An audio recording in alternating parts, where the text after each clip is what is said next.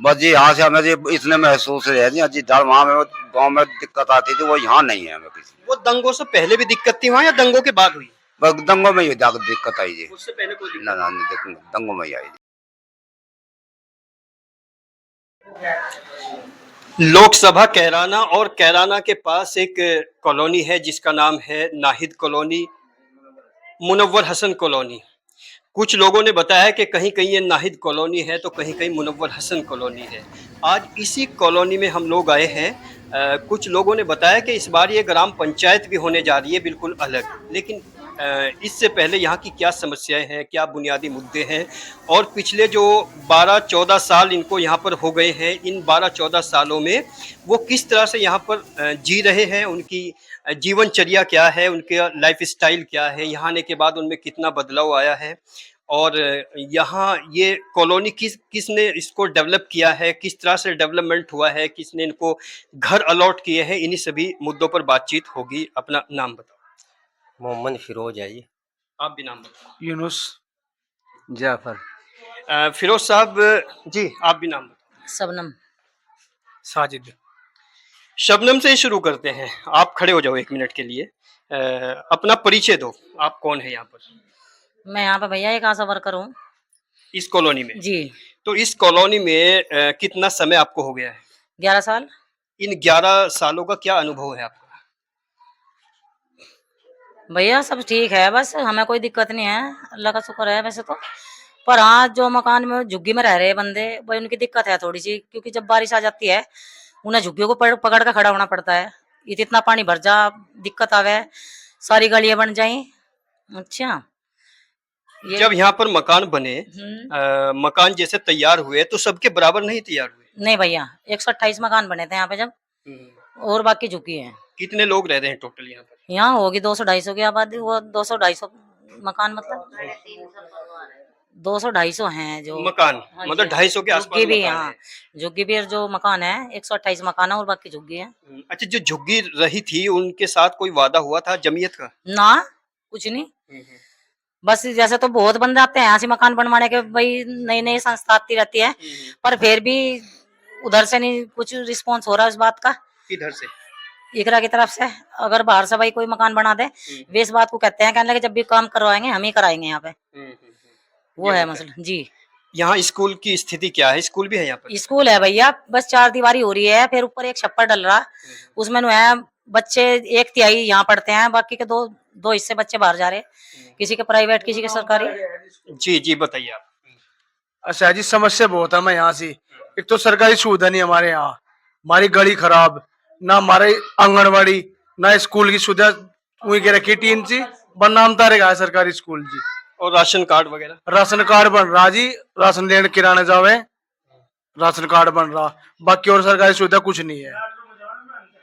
अच्छा, जैसे यहाँ पर जो बच्चे पढ़ते हैं, कुछ बच्चे ऐसे वो बाहर नहीं पढ़ सकते, तो यहाँ कैसे स्थिति मस्जिद में जावे, सुबह मस्जिद में सबक दें, साबुद्दीन कंचे खेल रहे। हाँ, आप भी बताओ जी। हाँ, ये बस एक तो टावर की जरूरत है इन गलियों की।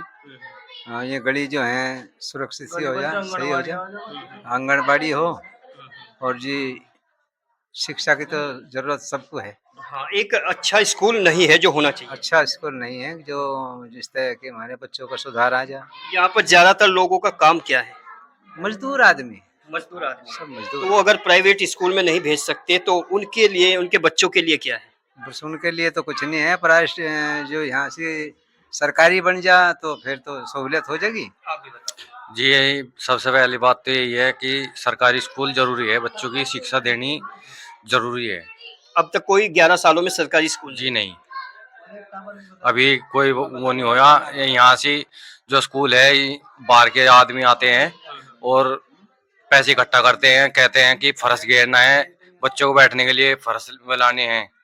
बाहर के कौन लोग आते हैं? जी, कांदले से आते हैं। अच्छा, वो आपसे वादा करते हैं? हाँ, आगे? पैसे भी दिए हमने, तो अभी तक ना तो फर्श आए बच्चों का, ना फर्श डला वहाँ से। वो कांधला से जो लोग आते हैं वो किसी संस्था से जुड़े हुए हैं या ऐसे ही चले? संस्था वाले हैं जी। क्या नाम है? जी, नाम तो मैं उनका जानता नहीं। संस्था का नाम क्या है? जी, संस्था का मैं नाम नहीं जानता जी। अच्छा, किस चीज से मतलब वो संबंध रखते हैं, ये तो पता होगा ना? मतलब विकास के लिए या हाँ, काहे के लिए? विकास के लिए संबंध रखे हैं जी। जी, तो पैसे भी ले गए इकट्ठा करके। मैं अब तक ना तो बच्चे को बैठने के लिए फरस आया, ना वहाँ फरस डाला जी अब तक। कब लेके गए थे पैसे? तकरीबन हो लिया होगा 1 महीना। 1 महीना पहले। जी तो उसके अलावा और क्या समस्या लगती है? जी, समस्या तो यही है, बस गली बन जाए यहाँ सी, बच्चों के लिए स्कूल बन जा, और हमें तो कुछ नहीं चाहता जी भाई, हमारे बच्चों को शिक्षा मिल जा। नाम बताओ जी आप। महमूद हसन। महमूद जी, कितने सालों से रह रहे हो यहाँ पर? हमें जी 12वीं साल लग गए जी। इस मुनव्वर हसन कॉलोनी में? जी तो इन 12 वर्षों में क्या महसूस हुआ है यहाँ पर? बस जी वैसे तो और कोई परेशानी है नहीं, बस यही है जी, बस एक तो हमें सबसे पहले तो टावर की परेशानी है जी। रेंज नहीं आती मोबाइल में, किसी बात की नहीं रेंज नहीं, सबसे दिक्कत ये है जी। और स्कूल भी नहीं है जी, और ये गलियां नहीं बनी जी, और बाकी जो झुग्गी वाले हैं उनकी परेशानी बहुत ज्यादा है जी। आपका गांव कौन सा था? गाँव कृष्णल था जी। तो क्या गांव याद आता है अभी? नए गाँव याद तो आता है जी, जो गाँव में सुविधा थी, लेकिन वहाँ उसके कारण अब गाँव में हमारा जी नहीं लगता। कभी 11 वर्षों में गए हो वापस? नहीं जाते नहीं जी, हमारा क्या समस्या आई थी उस समय? बस दंगे का ही हिसाब था जी, खुद दंगा होया था जी, वहाँ गोलियां चली थी जी, AK-47 पर किरठल जी। स्थल। हाँ जी। आप वहाँ पर कुछ मुस्लिम जमींदार लोग भी थे? हाँ जी, मुस्लिम थे जी। जिनकी जमीनें थी? हाँ जी, वो कहाँ हैं? वे वही गांव में जा लिए थे जी। यहाँ रहने के बाद? हाँ जी, वे कांडला आए थे, बहुत बड़े बड़े काश्तकार थे, वे सब फिर गांव में ले गया था, प्रधान है गाँव का। अच्छा, उन्हीं का मतलब जाट प्रधान था? हाँ जी, वो ले गया था जी। फिर उससे बाद में कुछ लोग चले गए थे, कुछ लोग ये नहीं गए, उनका मन नहीं मानना, जो बादल उन्होंने देखा वो नहीं गया ये।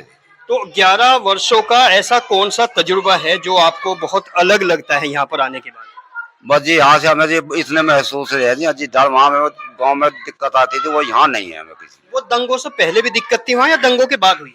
बस दंगों में ही दिक्कत आई जी। उससे पहले कोई दिक्कत? ना दंगों में ही आई जी। मोहम्मद साजिद। मोहम्मद साजिद, आ जाओ आगे। कुछ यहाँ पर इधर खड़े हो जाओ। तो गांव जैसे आप यहाँ पर कब से हो इस बस्ती में? बस जब से बसे हैं जब से ये शुरू से।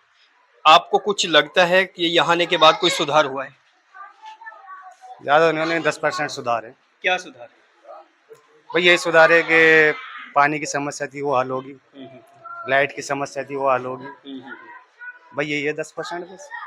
अच्छा, एजुकेशन शिक्षा की अगर बात करें, पढ़ाई लिखाई की, वो कैसी स्थिति? स्थिति एजुकेशन के बारे में तो बहुत लो है, नहीं, क्योंकि यहाँ लोग बाग ही अपने बच्चों को पढ़ाना नहीं चाहते या सुविधा नहीं है? सुविधा नहीं है पढ़ाने को। तो हर कोई चाहता है मेरे बच्चे पढ़े लिखे बने, हर वो आदमी चाहता है मेरे बच्चे कामयाब हो गए, लेकिन जब कोई सुविधा ही नहीं है तो करेंगे क्या?